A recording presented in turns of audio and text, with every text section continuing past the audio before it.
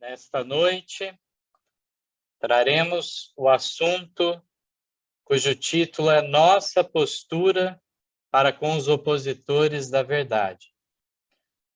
Um texto bíblico que nos resume muito bem essa questão está em Neemias, capítulo 6, versos 1 a 8, que nos declaram: Sucedeu que, ouvindo Sanbalate, Tobias, Gesem, o árabe, e o resto dos nossos inimigos, que eu tinha edificado o muro, e que nele já não havia brecha alguma, ainda que até este tempo não tinha posto as portas nos portais, Sanbalate e Gesem mandaram dizer-me: vem e congreguemo-nos juntamente nas aldeias. No vale de Ono, porém, tentavam fazer-me mal. E enviei-lhes mensageiros a dizer: faço uma grande obra, de modo que não poderei descer. Por que cessaria essa obra enquanto eu a deixasse e fosse ter convosco? E do mesmo modo enviaram a mim 4 vezes, e da mesma forma lhes respondi. Então Sanbalate, ainda pela 5ª vez, me enviou seu servo com uma carta aberta na sua mão, e na qual estava escrito: entre os gentios se ouviu, e Gasmu diz: tu e os judeus intentais rebelar-vos. Então edificas o muro e tu te farás rei deles, segundo essas palavras. E que puseste profetas para pregarem de ti em Jerusalém, dizendo: este é rei em Judá, de modo que o rei o ouvirá, segundo essas palavras. Vem, pois, agora e consultemos juntamente. Porém eu mandei dizer-lhe: de tudo o que dizes, coisa nenhuma sucedeu, mas tu, do teu coração, o inventas. Uma postura firme que aquele reformador, Neemias, trazendo uma restauração nacional, teve que ter com aqueles que estavam, na realidade, se opondo à obra, mas que, de maneira calculada, procuravam causar dano à causa da verdade. E o tema desta noite, como já anunciado, trabalha, então, um assunto complexo e procuraremos aqui simplificá-lo ao máximo, trazendo os conselhos inspirados da Mensageira do Senhor sobre este tema em diversas fontes, trazendo aqui um resumo do assunto. Então, eu vou compartilhar a tela, os irmãos vão acompanhar os textos juntamente. Os primeiros textos, então, se encontram no Testemunhos para a Igreja, volume 3, página 37 e 38, e nos dizem o seguinte: vocês podem remover todos os argumentos hoje e fechar a boca de provocadores de modo a não poderem dizer nada, e amanhã eles repetirão os mesmos argumentos. Que interessante, então, essa análise aqui.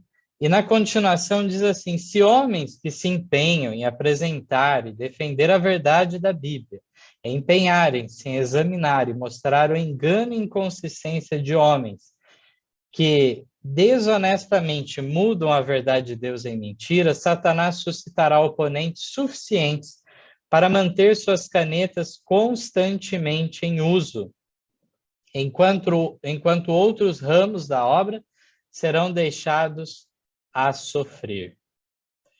Há ocasiões em que suas deslumbrantes mistificações precisam ser contestadas.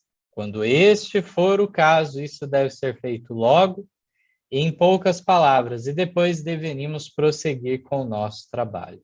Vejam como que é algo muito profundo nós pensarmos, então, que podemos estar fazendo um papel a serviço do inimigo, de estarmos respondendo a todo questionamento, a toda oposição que se levantar contra a verdade, de modo que Satanás vai levantar questionadores e vai ser uma obra sem fim, sempre mantendo ocupado os esforços nesse sentido.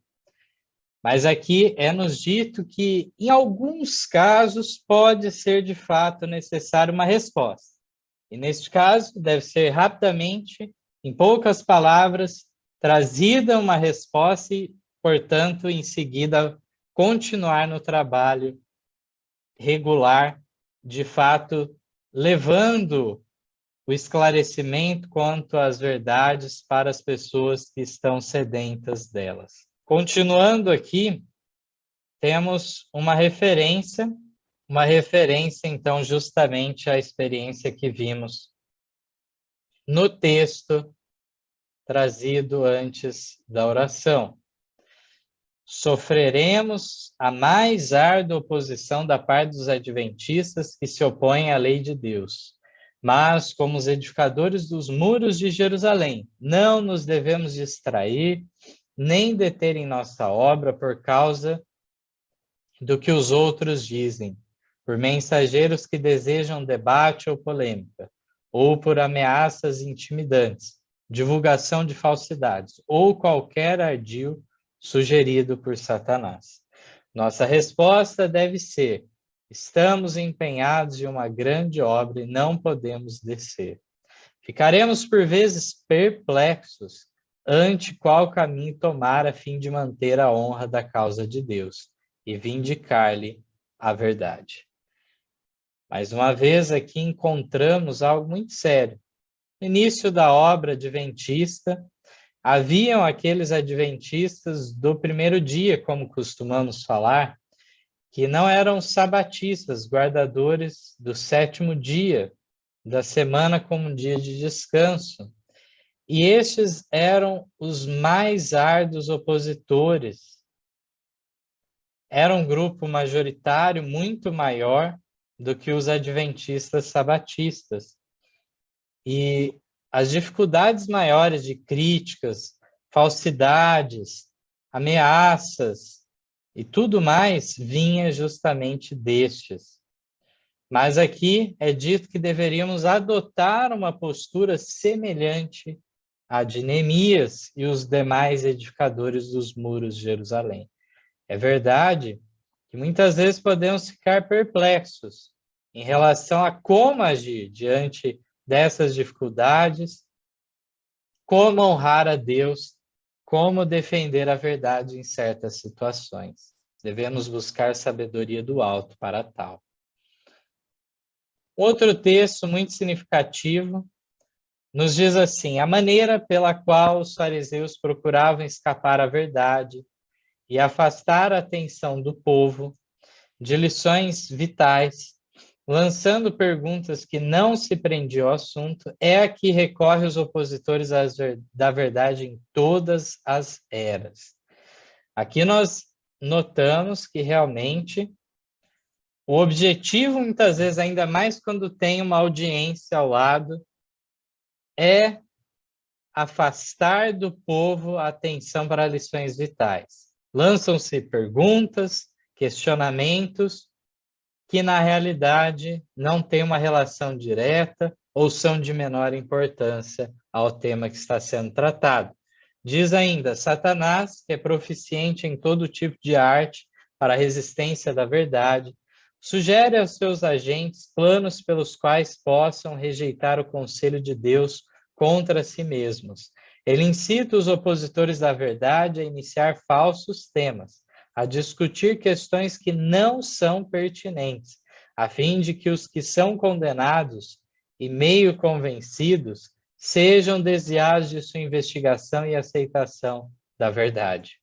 Desde os dias de Cristo, há homens cuja atitude em relação à verdade tem dito: afasta-te de mim, ó Deus, não quero o teu caminho, mas o meu próprio caminho. Parágrafo seguinte ainda nos diz: há muitos que procuram fugir da verdade, fugir do Senhor.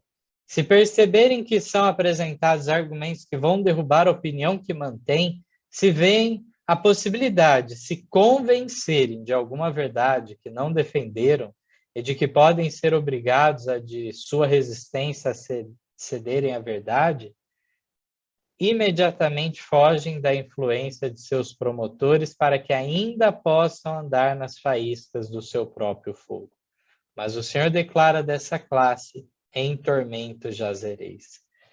Que situação triste destes que de fato sequer querem ouvir, com o receio, então, de serem convencidos quanto à verdade. Desse modo, cederem diante da verdade, não mais agirem da mesma forma. O texto conclui da seguinte forma, um texto do Materiais de 88, página 1061. O mensageiro do céu não pode esperar agradar aqueles que estão determinados a resistir à verdade. Cristo os descreve como dizendo: tocamo-vos flauta e não dançastes, cantamo-vos lamentações e não chorastes. Qualquer rumo que o mensageiro possa buscar seguir será censurável para os opositores da verdade e capitalizarão todo defeito nas maneiras, nos costumes ou no caráter de seu defensor, de modo que possam impedir os que lhes dão detida atenção a atentarem às evidências. Se há alguma coisa pela qual os opositores possam falsificar o caráter ou interpretar mal a ação daquele que apresenta a verdade, vão se valer disso para impedir que os que aceitem e obedecem acreditem na mensagem. Então, em resumo, podemos ver que não adianta pensarmos que haverá um agrado por parte de todos, haverá uma condição favorável, um quebrantamento de todos. Cristo já nos mostra essa situação no contraste que foi o seu ministério, o ministério de João Batista. Em ambos os casos, qual que foi o diagnóstico dos resistentes à verdade? Tens demônio. Tanto na postura mais de ficar isolado, que foi de João Batista, como a de Jesus em maior sociabilidade com publicanos e pecadores, com o objetivo de resgatá-los da verdade, resgatá-los do pecado para a verdade. Nós encontramos em todos esses casos, de uma forma ou de outra, como é dito, tocou-se flauta e não se dançou, cantou-se lamentações, mas não houve choro.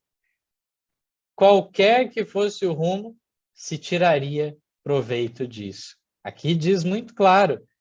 E não vamos pensar aqui que não haverá o que se tirar proveito dos mensageiros. Se são mensageiros humanos, são falhos e defeituosos.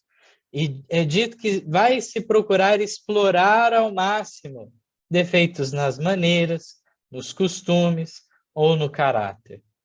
Assim agiram muitos, mesmo no adventismo, quando veio a mensagem da justificação pela fé, e criticaram os mensageiros delegados por Cristo.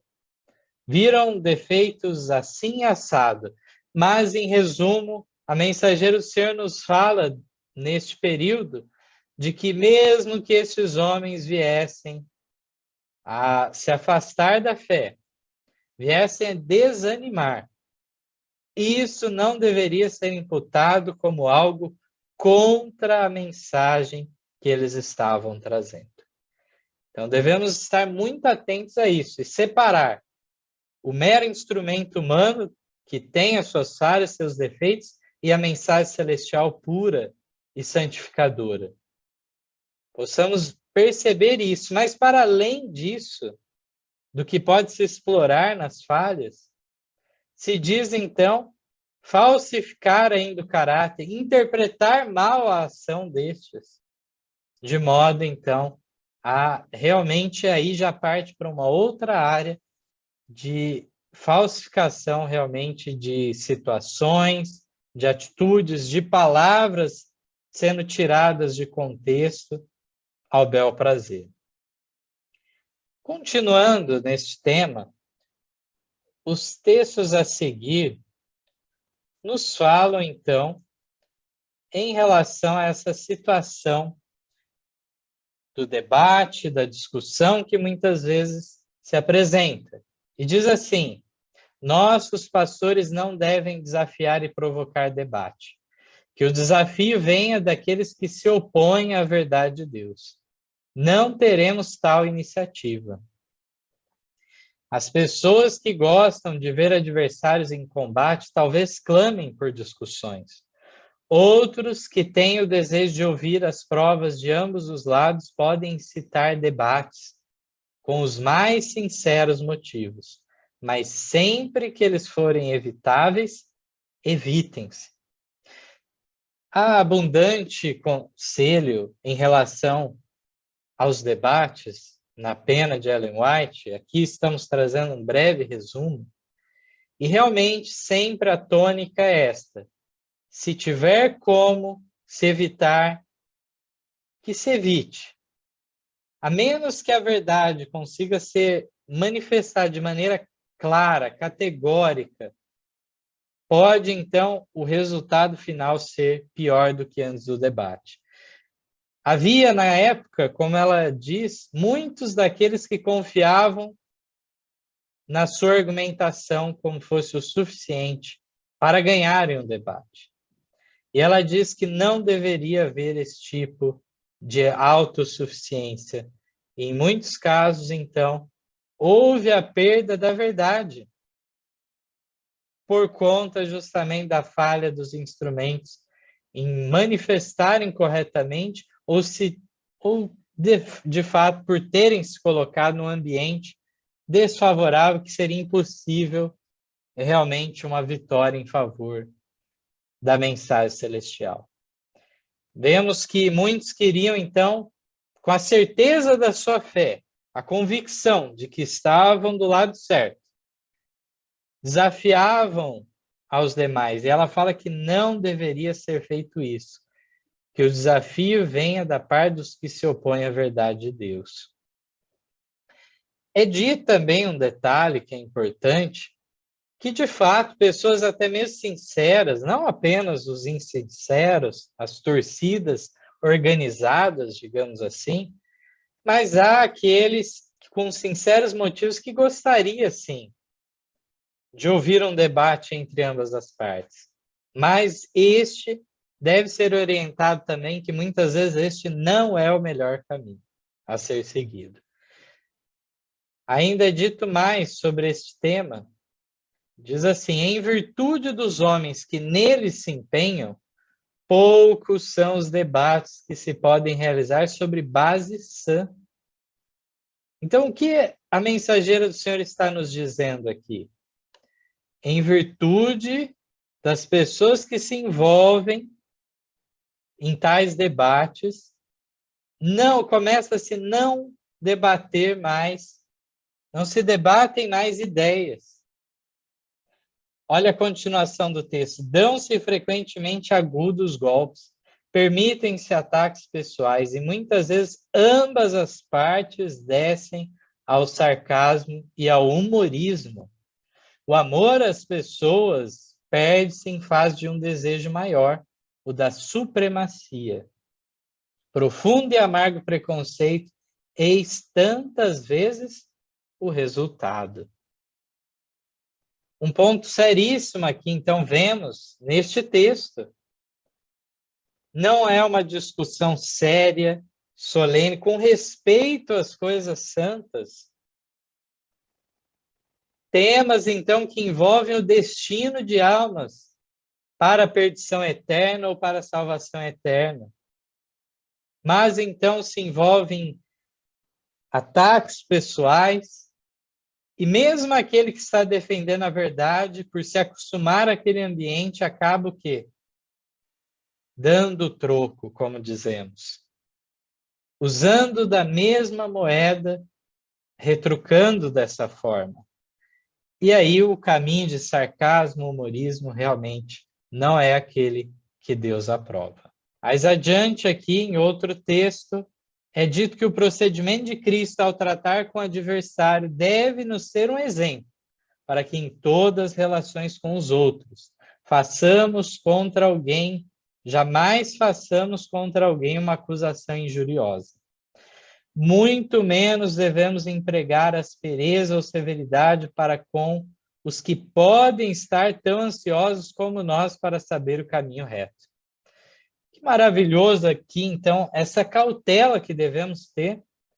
Pode ser que do outro lado haja uma pessoa que esteja defendendo o erro, mas de maneira sincera, honesta. Está buscando o melhor, está buscando o caminho reto e estreito.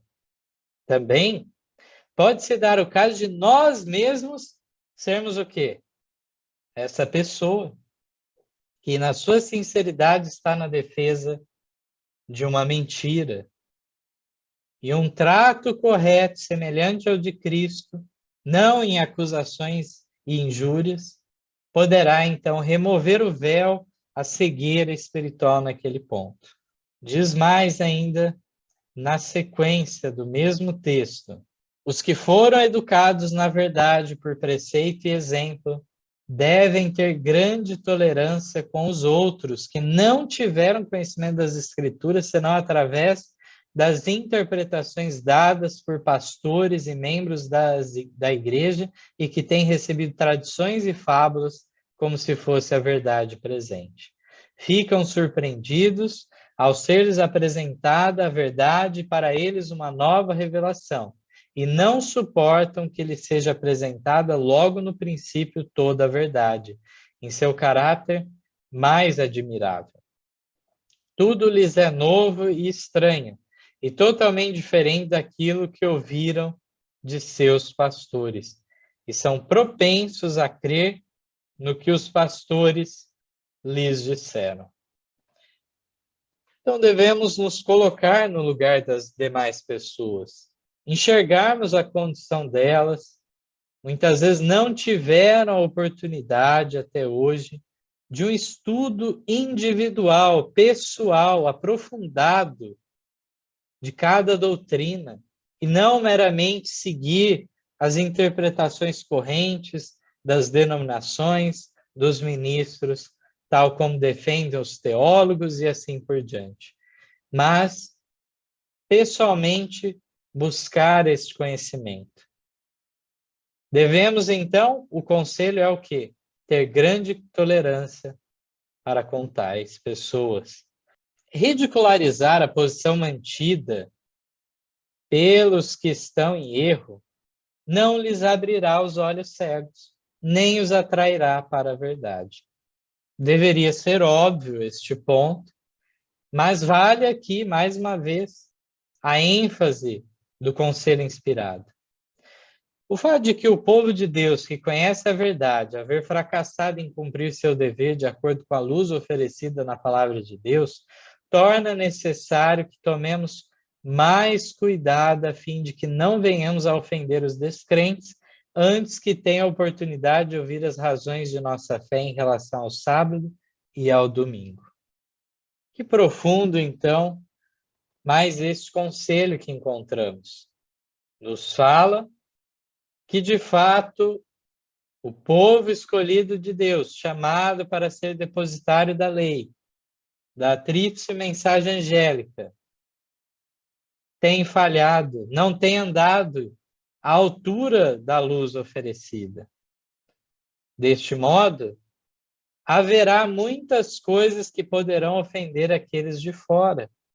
Algumas serão calúnias, difamações, mas outras, então, terão certa verdade, certa realidade.